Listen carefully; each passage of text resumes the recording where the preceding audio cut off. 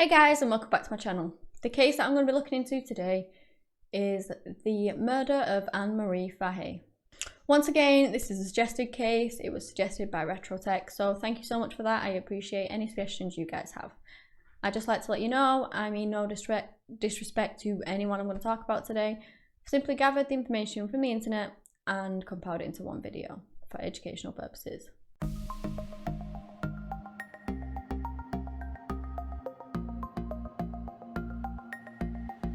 Anne-Marie Sinead Fahey was born on the 27th of January in 1966 in Delaware. She was the youngest of her five siblings, and when I say the youngest, I mean there was quite a big age gap. Her siblings pretty much were all older and had all moved out. She had one sister and four brothers, and they were all very close. Sadly, when Anne was just 9, her mother passed away from cancer, and being the only child in the house, it was really hard for her. Her dad basically started to drink to deal with his grief, but he then became aggressive and things towards her. He took it out on her, and I don't think he ever physically abused her, but he mentally abused her. He would call her fat, he would call her ugly, and these things really did affect her. It was just really hard for her. He didn't have a job, so no money was coming in, and it meant that they were about to lose their house. Now, she was actually babysitting for a family at the time, and this family she'd gotten really close to. Because of all the trouble she was having, they offered her a home. They offered her a room, they gave her their own room, and she basically went to live with them. But she kind of felt like a burden in a sense. She became obsessed with making sure that her room was always really tidy, that she was never ever gonna burden them. She would make herself not eat all of the food, so she'd leave the table hungry because she didn't want to be a burden to them. She didn't want to eat all of the food. She felt like should eat a little bit, and I do believe that it was her father that did that to her. He used to always call her fat, so she kind of ended up with an eating disorder because of it. She just didn't want to be a burden to this family, and the eating disorder that she actually developed, she would carry through adulthood with her. Eventually, 2 of her older brothers got a house together, and they told her that she could live with them, that there was always a room there for her, and she went to live with them. And it made them all the closer. They were already very close anyway, but it did make them closer, and she was very happy with this situation. As an adult, she went on to learn Spanish. She went over on holidays to Spain. She basically wanted to work in the foreign sector. Anne-Marie was very happy. She loved doing impressions, she loved doing trivia. She was also very intelligent and kind of had a very loud laugh that everyone would hear. In 1994, Anne-Marie was working as a scheduling secretary, so she was well on her way to working in the government that she wanted to. And in this same year, she actually started dating Thomas Capano. So they'd known each other a while, but they flirted and things like that, and eventually a romantic relationship blossomed. Soon they were even talking about marriage. There was only one problem. Thomas was a married father of 4, and he had also been in a 10-year-long affair with one of his colleagues' wife. So Thomas was born on the 11th of October in 1949, and he was part of a very, very wealthy family. Thomas became a lawyer. He got married. He had 4 children. He basically got everything that he ever wanted, but that wasn't enough for him. In 1981, he started a secret affair with Deborah McIntyre, who, like I said, was actually married to one of his co-workers. And this affair lasted around 10 years. This then brings us back to 1994, where Thomas, who was 45, is pursuing 28-year-old Anne-Marie Fahey.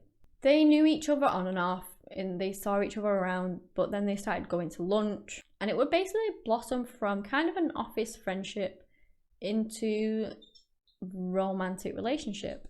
He would go around to her house, they would drink wine together, he would buy her expensive clothes, expensive jewellery, he bought her a new TV, and he even wanted to buy her a new car. All of these things she could never afford, and she would go on to turn down the car because basically it wouldn't look good. She was in a secret affair with him. She didn't want anyone to know, so all of a sudden you get this brand spanking new car. People are going to think something's weird's going on. Anne-Marie actually lived with some roommates and he actually wanted to get them a place together as well, but she refused because she enjoyed living where she lived with her friends. But in a sense, she did kind of become dependent on him. So I said she had an eating disorder. She never really told anyone about it, apart from Thomas. Now, he would kind of look after her. He'd tell her she needed to eat. He'd tell her that she needed to take vitamins. And they would have lots of email conversations like that over kind of the work computers. So seemingly he was trying to take care of her, and she did start to depend on him through this. If she was ever scared or in trouble, he'd be the person that she called. And he liked having that kind of power over her, being that go-to person. He liked to be there for her. He liked to be that person who she turned to. He loved going to dinners with her, just basically spending time with her, but he wasn't always so nice with her. In September 1995, Thomas basically said that he was going to separate from his wife and get an apartment where him and Anne-Marie could be together. And she really wasn't comfortable with it. She didn't want to be that person that ruined his marriage. She was already kind of his mistress, which she never really liked. And I think now that push was coming to shove, that he was actually talking about getting rid of his wife, she just panicked and did not like the idea, even more so than being his actual mistress. So she did decide to end it. And Thomas was not happy at all. He would threaten her. He would wait outside her apartment, and even on one occasion he broke in while all of her friends were there, and he started tearing apart the gifts that he'd given her. His obsession over Anne-Marie grew all-consuming, and again, he knew things about her that nobody else really did. She really put trust into him, and he would use these things against her, like her eating disorder. He went on to call her, send flowers. He persistently sent emails, all basically to try and wear her down. He would say that he needed her. Basically, she only told a few people that she was actually seeing Thomas, and those people, she actually told them that she was scared of him, that he had a controlling nature, and she was worried he would hurt her. Even though it wouldn't make Anne-Marie take him back, he did actually leave his wife that year. In late 1995, her boss, Governor Tom Carper, fixed Anne up with Michael Scanlon. He was an executive in MBNA. He was her age, and best of all, he was single. They began dating, and she really did soon fall in love with him, and I believe that he was well on the way to falling in love with her. They were going out and meeting each other's families, and Anne actually told her family that she could see herself marrying him. And her family really did approve of him. He seemed a lovely guy that really treated their daughter right. Thomas Capano, it seemed, no longer really had kind of the prime place in her life. Although she'd been with Thomas for a couple of years, like I said, she never ever wanted it to come out. And kind of because of that, she never went on to tell Michael that she was actually scared of her ex that was behaving erratically. And she also never told the police. Thomas did kind of calm down after a while, and he stopped incessantly mithering her. He stopped following her, but he still wanted her. And it didn't take that long before he began pursuing her again. He began sending her emails again, saying that he was worried about her food intake, asking to take her out for dinner, making sure that she ate. He really wanted her back, and even though she'd seen his aggressive side towards her, she decided that she would reply to his emails. I believe that she really did deep down have a place for him in her heart still. She possibly wasn't fully over him. She'd put his entire trust in him. He basically knew things about her that nobody else did. And I do believe that this kind of had a draw for her. But not only that, he knew these things that she didn't want anyone else knowing, and she may have just been scared that he would release this information, or that it would get worse if she didn't actually reply to him. She also didn't want anybody to know. She was petrified that he would expose their affair, so again, that could have had a factor. She replied to him. She was friendly, but not over-friendly. She didn't want to give him the wrong idea. By 1996, Anne-Marie thought that her and Thomas were in quite a good place, and that he'd come to terms with their new relationship dynamics, of being friends. Thomas, however, saw things very differently. He was still trying to win her back. He were reaching out to her friends and her roommates, basically telling them how much he loved her. He wasn't going to let her go without a fight. And they quickly fell back into their old ways. They began having dinners once more, spending a bit more time together. The only real difference was that they were no longer sleeping together. And it seemed as much as he couldn't let her go, she also couldn't let him go. She knew that he wanted more and she would spend the time with him anyway, but it would make her stressed and anxious. And this would flare up her eating disorder. One day at work, she'd eaten that little that she actually fainted. And when she came to, who did she call? She didn't call her boyfriend Michael, she instead called Thomas. And that's because he was the only one that knew about it. Michael didn't know about her eating disorder. So Thomas picked her up and he took her home. In May of 1996, Anne-Marie decided that enough was enough. She was going to end it for good. She actually wrote in her diary that she realised Thomas was a manipulative maniac.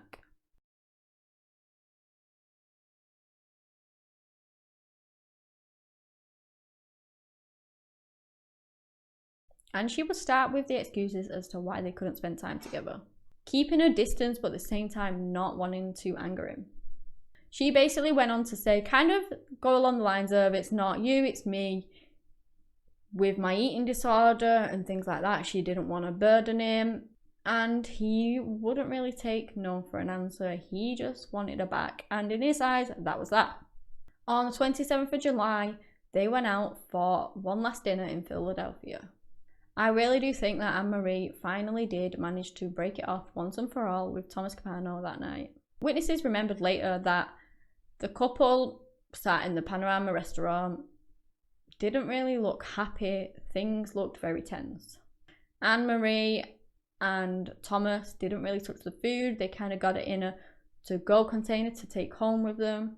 The actual person that served them remembers that there was no like chitter-chatter or exchanging of conversation and things like that, and they just seemed very awkward. After the meal, Thomas took Anne-Marie back to his home that he'd been renting since his divorce, and he killed her. Now, there was no official murder weapon and her body has never been found. June the 27th was the last night anyone saw Anne-Marie Fahey alive. A few days later, she was actually supposed to go to her brother's for a meal, spend some time with her family. And obviously, she didn't turn up, so her family did report her as missing. And the investigation did last several years. Obviously, without a body, it can be so difficult to try and find out the facts of the case. But from that, it's believed that the most likely turn of events that happened that day were as follows. So, several weeks before this even occurred, Thomas had actually asked his long-time and still current mistress, I might add, to buy him a gun. He said that someone was threatening him, he was being blackmailed, things like that, he didn't feel safe, so he wanted this gun to basically protect himself. Now, obviously it was illegal, Deborah knew that, but she always did what he wanted and she did go on to buy this gun for him and she handed it him. So back to the night of the meal, nobody really knows what happened, whether there was a fight, a breakup, or if he just kind of surprised her and just did it. It is widely believed that Anne-Marie sat down on the sofa where he would come up behind her and shoot her in the head just above her left ear. It's just absolutely horrendous thinking about that. But if those were the turn of events, possibly she didn't know what was happening, so I guess in a way that is a blessing because she was just none the wiser if that's how it happened. He then went on to shove her body in a large igloo cooler, and Anne-Marie was quite a tall lady. She was 5'10". So he most likely would have had to break her legs or amongst other bones to actually get her in there. Not that he cared at this point, he just murdered her. What's a few broken bones on top of that?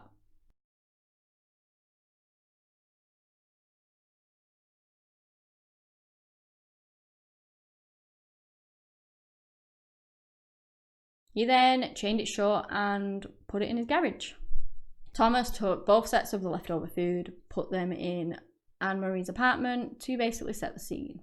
He placed the dress she was wearing on a chair in a bedroom, along with her shoes. He'd also bought her a pantsuit which she had previously admired from Talbot's. The unopened box would be found in her bedroom several days later. The tissue paper was still wrapped around it and the seal wasn't broken, so it's presumed that she refused this gift, which would have added another thing that would make him angry. He put a handbag with her purse inside on the kitchen counter, and this was next to the takeout container that he'd left there that they had for dinner. He'd also purchased a grocery bag for her earlier, which he left out on the side. He then turned on her air conditioning unit and left, locking the door behind him with her key. And this was all basically to try and give himself an alibi to avert suspicion from him. Thomas then went on to call his brother Gerald. He said that he needed to borrow his boat urgently. And it did actually come out that several weeks prior to this, he'd actually asked him if he could borrow a shotgun. Again, saying the same thing that Deborah did. But he'd asked both of them to get him a gun. So his brother gave him this shotgun, and he then gave it back, and it had not been fired. So it's kind of believed that he edged his bets in a sense. He asked them both for a gun, thinking maybe Deborah wouldn't come out for him, and then he would have had this as a backup. But when Deborah got him the gun, he gave the shotgun back, unfired. So Gerald didn't actually want to take Thomas out on his boat. He knew his brother, and the fact that he wanted it so urgently and needed to come now, he knew something wasn't right and he didn't really want a part of it. But in the same sense, Thomas had bailed out Gerald and his other brothers so many times. He'd got him out of sticky situations, so he kind of felt like he owed him one. So he did agree, and they both went out to his boat. They got on the boat in New Jersey coast. They travelled 62 miles out from shore, and they threw the cooler which contained her body into the sea. And her body would never actually be recovered from this sea, but not in the way you might think. So they waited for this cooler to sink, and it didn't. It just floated. Basically, they then pulled the cooler back on the boat. Thomas apparently put a shot into the cooler after he actually removed Anne-Marie's body. He then proceeded to wrap 2 of Gerald's anchors around her body, and he then threw them one at a time into the ocean, and her body disappeared. Again, she would remain in this watery grave to this day. I do actually believe that the shot was to try and make the cooler sink. So once they had sunk the body, they threw the cooler in the water to try and basically get rid of that as evidence. They then went back to his rental home, got rid of the sofa and the carpet, which was full of her blood. And they basically rang his other brother Lewis. They told Lewis they took this stuff to his garbage and told him that he needed to make an extra call on top of the normal garbage removal system services, which he did actually do. Thomas thought he was in the clear. The police, however, pretty much suspected him straight away. They looked into his home, they questioned him, things like that. And on the 4th of July in 1996, the cooler was actually found by a fisherman. That, coupled with the access that they still had to Thomas's account, because again, he was a suspect, they found that he had actually purchased this cooler several months prior, before the murder had even occurred. So whether that was his plan all along, whether he'd planned it all the months ago, I'm not sure.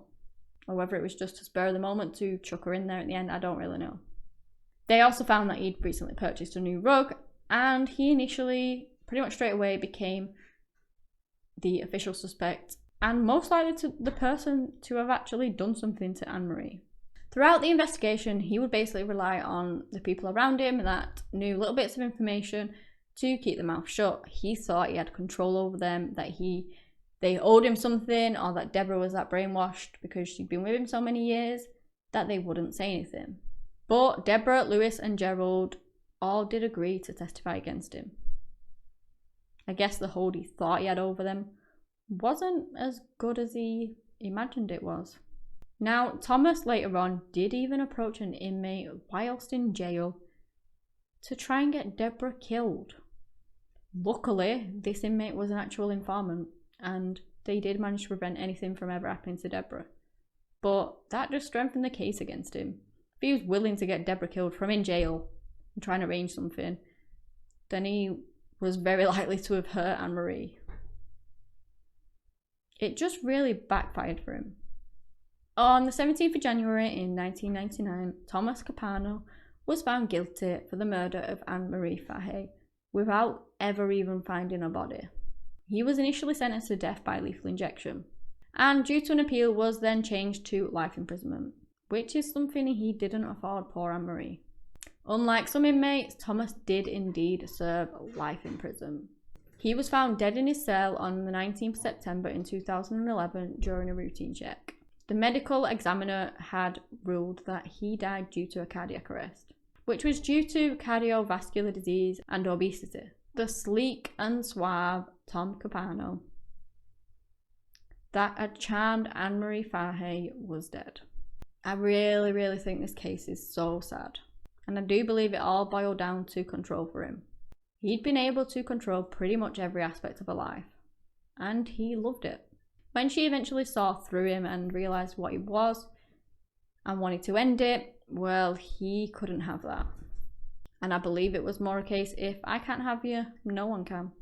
He eventually did take his power back by taking a life. And that's just so sad. And not only that, her family have never actually been able to bring back her body, her remains. They've never been able to bury her properly with her remains because she's still somewhere at the bottom of the ocean. And it's just horrendous that they may never get that closure. The woman that he apparently loved so much, he murdered in cold blood. If you guys have any more cases you'd like me to look into, please do let me know and I'll look into them for you. Anyway guys, that's all I have today on the case of Anne-Marie Fahey. Thank you so much for watching, and until next time, bye!